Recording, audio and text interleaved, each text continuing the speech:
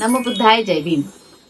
ज्यांनी दुःखाचे कारण शोधले, ज्यांनी दिव्य ज्ञान प्राप्त करून साऱ्या जगाला शांतीचा मार्ग दाखवला, अशा भगवान गौतम बुद्धांची कथा आज आपण या व्हिडिओच्या माध्यमातून जाणून घेणार आहोत. ख्रिस्तपूर्वी 6व्या शतकात उत्तर भारतात शाक्यांचा कुळवंश होता. अनेक राजवंश आळीपाळीने राज्यसत्ता चालवत होते. शाक्यांची राजधानी कपिलवस्तू होती. एक थोर बुद्धिवादी तत्ववेत्ता कपिल मुनी यांच्या नावावरून शाक्यांच्या राजधानीचे नाव कपिलवस्तू असे पडले असावे, असा उल्लेख बुद्ध आणि त्यांचा धम्म यात आहे. कपिलवस्तूमध्ये एक जेसन नावाचे शाक्य होते. त्यांचा सिनहू नावाचा मुलगा होता. सिनहू आणि कंचना यांचा विवाह होतो. हे सिद्धार्थ गौतम बुद्धांचे आजी आजोबा. त्यांना 5 पुत्र 2 कन्या होत्या. त्यापैकी एक शुद्धोधन म्हणजेच सिद्धार्थ गौतमांचे वडील. राजा शुद्धोधन आणि महामाया यांचा विवाह होतो.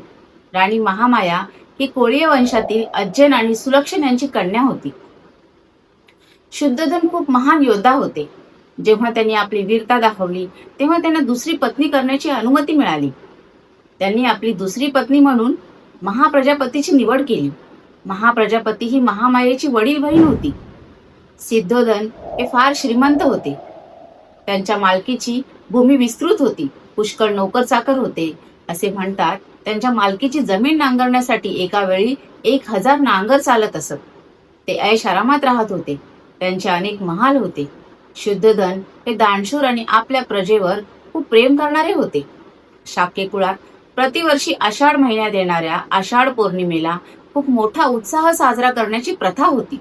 सर्व प्रजा, त्याचप्रमाणे राजघराण्यातील मंडळी हा महोत्सव मोठ्या उत्साहाने साजरा करीत असत. हा उत्साह 7 दिवस साजरा करण्याची पद्धत होती. आषाढ पौर्णिमेच्या या महोत्सवाच्या निमित्ताने महामायेने संपूर्ण 7 दिवस पुष्पमाळा, सुगंधित वस्तूचा उपयोग करून साजरा करण्याचे ठरवले. उत्साहाच्या 7व्या दिवशी ती भल्या पहाटे उठली. सुगंधी पाण्याने तिने आंघोळ केली. दान धर्मार्थ 4 लक्ष मोहरा तिने दान केल्या. मौल्यवान अलंकार घालून साज शृंगार केला. सुगंधित वस्त्र परिधान केले. आवडीच्या पदार्थांचे सेवन केले. संपूर्ण दिनचर्या अगदी आनंदाने गेली आणि निद्रेसाठी कला कौशल्याने सजलेल्या महालात गेली. आणि त्या आषाढ पौर्णिमेच्या रात्री महामायेला एक स्वप्न पडले आणि त्या स्वप्नामध्ये तिला दिसले 4 चतुर्दिक्पालांनी आपल्याला निद्रेच्या म्हणजे झोपेच्या स्थितीत मंचकासह म्हणजे पलंगासह उचलले आणि हिमालयाच्या पायथ्याशी नेऊन एका विशाल वृक्षाखाली ठेवून ते बाजूला उभे राहिले. चतुर्दिक्पाल म्हणजेच 4 दिशांनी रक्षण करणारे. त्यांच्या त्या 4 चतुर्दिक्पालांच्या पत्नी तिच्या जवळ आल्या आणि त्यांनी तिला मानस सरोवराकडे नेले. त्यांनी तिला अभंग स्नान करून तिची वेशभूषा केली आणि सुगंध द्रव्य लावून फुलांनी सजवले. असे सजवले की कोणी दिव्य शक्तीचे स्वागत करण्याची तयारी केली आहे. तितक्यात सुमेध नावाचा एक बोधिसत्व तिच्या समोर प्रकट झाला व तिला म्हणाला, मी माझा शेवटचा जन्म पृथ्वीवर घेण्याचे ठरवले आहे. तू माझी माता होण्यास कबूल होशील का? आणि त्याच वेळी महामायेने आनंदाने उत्तर दिले, अवश्य.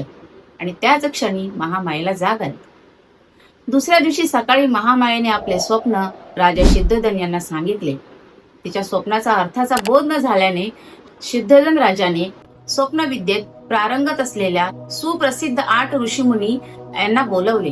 त्यांच्या स्वागताची यथायोग्य तयारी केली. त्यांना सेवकांकडून जमिनीवर फुलांचे सडे घालून ऋषीमुनींसाठी उच्च आसने मांडली. त्यांचे पात्र सोन्या चांदीने भरून त्यांना दूध भाताचे सुग्रास भोजन दिले. नवीन वस्त्र दान केली. ऋषीमुनी संतुष्ट झाल्यावर राजा शुद्धोधनाने महामायेला पडलेले स्वप्न त्यांना सांगितले आणि त्या स्वप्नाचा अर्थ मला सांगा अशी त्यांना विनंती केली.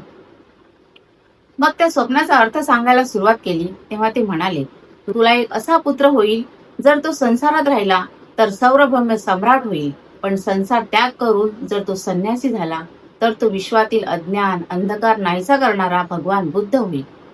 पात्रातील तेलाप्रमाणे महामायेने 10 महिने भगवान बुद्धाला म्हणजे बोधिसत्वाला आपल्या गर्भात धारण केले. तिचा प्रस्तुती काळ जवळ येऊ लागताच प्रस्तुतीसाठी आपल्या माहेरी जाण्याची तिने इच्छा व्यक्त केली. आपल्या पतीला ती म्हणाली, माझ्या पित्याच्या देवदहन नगरीला मी जाऊ इच्छिते. तुमच्या इच्छेप्रमाणे होईल असे राजाने उत्तर दिले आणि सोन्याच्या पालखीत बसून शुद्धोधनाने मोठ्या लाजावाजासहित तिला तिच्या पित्याच्या घरी पाठवले. देवदहाला जात असताना मार्गात फुलांनी भरलेले तसेच पुष्पविहरित अशा वृक्षांच्या आल्हाददायक गर्द वनराईतून महामायेला जावे लागणार होते. तेच होते लुंबिनी वन.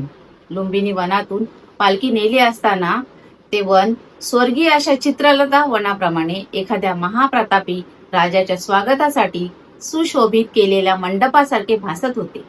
बुंध्यांपासून फांद्यापर्यंत वृक्ष फुलांनी आणि फलांनी बहरलेले होते. त्यावर नाना रंगाची असंख्य चित्र विचित्र आवाज गुंजराव करीत होते आणि निरनिराळ्या प्रकारचे पक्षीगण मंजूर स्वरलाप काढीत होते. तेथील मनोरम दृश्य पाहून महामायेच्या मनात थोडा वेळ थांबण्याची इच्छा झाली. म्हणून तिने पालखी वाहणाऱ्या सेवकास आपली पालखी शालवृक्षाच्या गुंजात नेऊन उतरवण्यास व तिथे उभे राहण्यास सांगितले. महामाया पालखीतून उतरली आणि तेथील एका सुंदर शालवृक्षाच्या बुंध्याशी चालत गेली. त्या शालवृक्षाच्या फांद्या वाऱ्याच्या झुळ्यांनी वर खाली हेलावत होत्या. हे पाहून महामायाला त्यापैकी एक फांदी धरावी असे वाटले. सुदैवाने एक फांदी सहजगत्या धरता आली आणि तितक्यातच ती आपल्या पायाच्या चवड्यावर उभी राहिली आणि तिने ती फांदी हातात धरली. तेवढ्यातच फांदी हाताने पकडल्यामुळे त्या झटक्याने महामाया उचलली गेली आणि त्याच क्षणी तिला प्रसूतीच्या वेदना होऊ लागल्या.